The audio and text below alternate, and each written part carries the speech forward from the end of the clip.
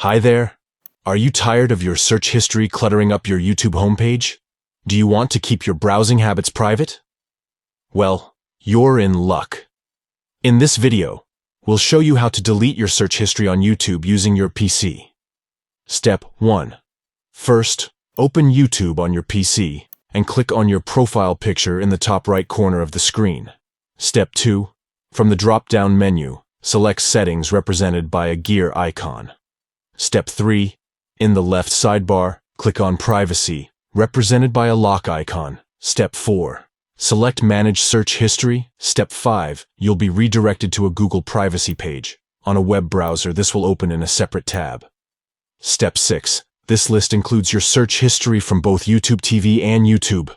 Step 7. To delete an item, simply select Delete represented by a trash can icon. And that's it.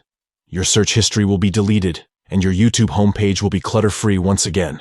Thanks for watching, and don't forget to subscribe to our channel for more helpful tutorials. I hope this script helps. Let me know if you need any further assistance.